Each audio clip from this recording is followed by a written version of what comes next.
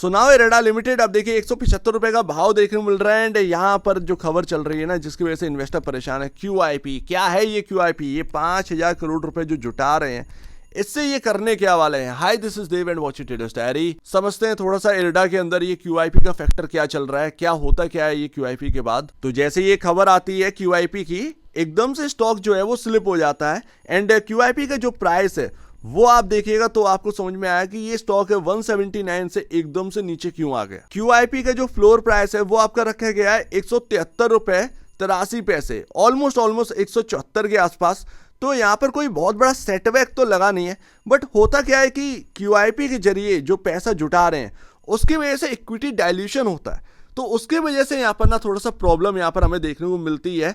And number of shares यहाँ पर increase होते हैं, तो यहाँ पर उसकी वजह से मार्केट के अंदर जो एक है ना बिग इन्वेस्टर्स होते हैं वो अपनी तरह से प्ले करते हैं। बाकी अगर डिलीवरी डेटा देखेंगे तो इरेडा के अंदर कोई खास स्ट्रॉन्ग हमें नहीं देखने मिल रहा। 24%, 28%, 22%, 26% कुछ इस तरीके से, जबकि यहाँ पर ना 30% से एबव डेली बेसिस पर डिलीवरी क्वांटिटी यहाँ पर हमें देखने को मिलती थी, उससे तो बिल्कुल हल्की देखने को मिल रही है 4 दिनों से।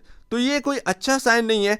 ये साइन का मतलब ये है कि आपका कोई इंटरेस्ट अभी इस स्टॉक के अंदर देखने को नहीं मिल रहा है, किसी का भी, चाहे वो ट्रेडर हो या इन्वेस्टर हो, कोई खास इंटरेस्ट देखने को नहीं मिल रहा। एंड आप देखो स्टॉक भी काफी इंपॉर्टेंट जगह पर, मैं ऑलरेडी आपके सामने कवर कर चुका हूं। जरा आप देखिए ये जो पैटर्न है, मैं आपको लाइन चार्ट पर दिखाऊंगा, ज्यादा बेहतर समझ में आएगा। बट एक जगह ना काफी टाइम से कंसोलिडेट कर रहा है, लमसम 10-20 दिन हो गए हैं, एंड ये स्टॉक कंसोलिडेट कर रहा है एक ही जगह पर मैं एक बात कहूं ना कि यहां पर आपके सामने जो RBI है, उन्होंने आप देखिए कि इंटरेस्ट रेट कितना कम किया है। तो यहां पर NBFCs को बेनिफिट मिलने वाला है, बैंक को भी बेनिफिट मिल रहा है, बैंक से NBFCs को बेनिफिट मिलेगा, सिंपल सी बात है। तो आगे का सिनेरियो जो है ना वो काफी बेहतरीन देखने को मिल रहा है। अब तक का जो सिचुएशन था वो एक अलग बात है, बट आगे का जो सिचुएशन है वो एकदम से चेंज हो गई, चाहे वो बैंकिंग के लिए हो या फिर NBFC। एंड कहीं ना कहीं आप थोड़ा सा नजर रखिए NBFCs के ऊपर, बेनिफिट काफी ज्यादा देखने को मिल रहा है। अब देखिए बहुत सारे लोगों का सवाल है कि NPA कैसे कवर होंगे जेनसोल से, ये बताओ। तो देखिए जो भी असेट्स होंगे जेनसोल के पास, वो NCLT जो खींचकर ले गए ना इरेडा, तो वो जेनसोल की जो यहाँ पर असेट्स है उनको बेचकर यहाँ पर जो रकम यहाँ पर ना एक वसूली जाएगी वो NPA को भरने में काम आएगी। अब यहाँ पर सबसे बड़ी बात है कि जेनसोल के असेट्स बेचकर कितना यहाँ पर ना अमाउंट मिल रहा है, वो सबसे बड़ी बात है। क्या उसके बाद भी कुछ NPA रह जाता है, तो ये सबसे बड़ी बात होती है। बट अगर आप यहाँ पर ना कुछ इस तरीके से देख रहे हैं कि जेनसोल से रिकवरी नहीं हो पाएगी, तो वो गलत बात है। रिकवरी होगी, लेकिन हाँ फुल अमाउंट की होगी या नहीं होगी ये किसी को नहीं पता है। तो अभी अगर आप देखेंगे यहाँ पर जो फाइनेंशियल इंडिकेटर है वो यहाँ पर क्या कह रहा है भाई, 27.66 के आसपास का PE रेशियो है 29.85 के अगेंस्ट। तो एक यहाँ पर ना आपको कंफर्ट देखने को मिल रहा है, ऐसा नहीं कि 50 का PE पर यहाँ पर काम कर रहा है स्टॉक। सबसे बढ़िया बात ये है, पहले एक टाइम था जब ये करता था। हालांकि एक बात बताऊं कि यहाँ पर जो हम सोच रहे हैं ना कि इरेडा यहाँ पर एकदम से 310 रुपए के आसपास पहुंच जाएगा, तो भाई अगर ये जाएगा अभी ना, तो इसमें आपका जो फाइनेंशियल इंडिकेटर है वो भी तो बदलेंगे। आपका जो PE रेशियो है, जो अभी आप कंफर्ट में रह रहे हैं, वो एकदम से यहाँ पर बढ़ना स्टार्ट हो जाएगा, वो एकदम से आपका स्टॉक महंगा कर देगा। तो यहाँ पर आने वाली क्वार्टरली अर्निंग्स जो है ना वो कुछ यहाँ पर बेनिफिट दें तो ज़्यादा यहाँ पर हेल्पफुल रहेगा इन्वेस्टर्स के लिए, ताकि जो फाइनेंशियल इंडिकेटर है वो क्वार्टरली अर्निंग के हिसाब से चेंज हो, ना कि एकदम से स्टॉक बढ़ जाए एंड उससे यहाँ पर चेंज हो। वो स्टॉक बढ़ जाएगा तो वो महंगा ही होगा। अगर क्वार्टरली अर्निंग्स के बाद यहाँ पर बढ़ता है तो फिर वो यहाँ पर ना आपको कंफर्ट दे देकर यहाँ पर ना आपके सामने इंक्रीज होते हुए नजर आएगा प्राइस, तो ये एक अच्छी बात रहेगी। बाकी price to book value 4.58 time है भाई। तो मैं बता रहा हूँ कि आने वाले क्वार्टरली नंबर्स यहाँ पर डिपेंड करते हैं, जितना अच्छा नंबर आएगा उतना ही यहाँ पर ना आपके सामने कंफर्ट मिलेगा, एंड उतना ही यहाँ पर ना आप 310 के तकरीबन पास पहुंचेंगे। मार्केट कैप भी कोई छोटा मोटा थोड़ी है। एंड आप सोचिए कि क्या था, मतलब क्या फाइनेंशियल चेंज हुए थे इरेडा के अंदर, जिसकी वजह से ये मार्केट कैप 2 टाइम हो गया था। 80,000 90,000 करोड़ के आसपास का मार्केट कैप पहुंच गया था, जबकि फाइनेंशियल्स चेंज नहीं हो रहे। तो उस वक्त लोगों को समझना चाहिए था कि ये जो 310 का भाव है ये सिर्फ और सिर्फ एक मार्केट की सेंटीमेंट की वजह से मिल रहा है और कुछ नहीं। अब जिन्होंने यहाँ पर ले लिया वो तो बेचारा यहाँ पर ना फंसा हुआ ट्रैप है, बट उसका भी प्राइस आएगा। क्वार्टरली अर्निंग जो है वो कहीं ना कहीं जो RBI का एक्शन है उसके बाद कहीं ना कहीं इन कंपनियों की अच्छी होने वाली है।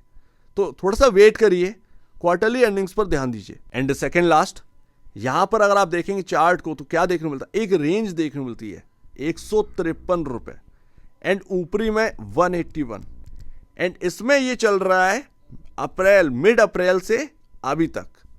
इसके अंदर कोई मूव नहीं आया, या तो 181 टूटे तो यहाँ पर कुछ काम बने, अदरवाइज वो 153 आपका जो सपोर्ट है वो तो फिर है ही। अच्छा, मैं ये नहीं कह रहा हूँ कि 153 रुपये आ जाएगा, क्योंकि उसका कोई रीज़न बनता नहीं है। लगता है कि मार्केट यहाँ से चलने वाले एंड वो उसके अंदर ना फाइनेंशियल जो कंपनीज हैं उनका हाथ सबसे बड़ा रहने वाला है, बैंकिंग, एनबीएफसी, इनका यहाँ पर ना हाथ बड़ा रहने वाला है।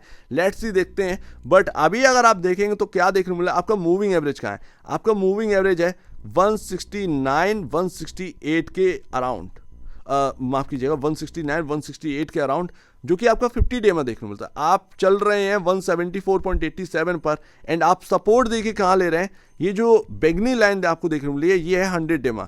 तो भाई 100 डे में जो है ना वो आपको सपोर्ट दे रहा है, लेकिन अगर ये 100 डे में टूटता भी है तब भी आपके सामने 168 पर आपका सबसे बढ़िया मूविंग एवरेज जो है वो बना हुआ है, तो ध्यान रखिएगा। बट 181 टूटने का यहाँ पर ना इंतजार है काफ़ी ज़्यादा। अब ज़रा ध्यान से देखिएगा क्योंकि ये काफ़ी इंपॉर्टेंट है। ये है लाइन चार्ट जो आपका करेंटली यहाँ पर बन रहा है। अभी अगर आप देखेंगे तो कुछ इस तरीके से देखने को मिल रहा है एंड उसका जो मिड पॉइंट है आप देखेंगे, ये जो लाइन देखने को मिल रही है ये डॉट डॉट डॉट वाली, ये आपका मिड पॉइंट है, ठीक है। ये मिड पॉइंट आपका जो है वो 174.20 के अराउंड बनता है। अब मेरे ख्याल से यहाँ पर ना स्टॉक QIP की वजह से जो डाउन आया था वो तो आपका हो चुका है स्टॉक के अंदर। कहीं ना कहीं से ये 174 नहीं टूटेगा, ये 174 टूटना नहीं चाहिए इस स्टॉक के अंदर एंड अगर नहीं टूटता है तो यही आपको सपोर्ट करेगा, सिंपल सी बात है।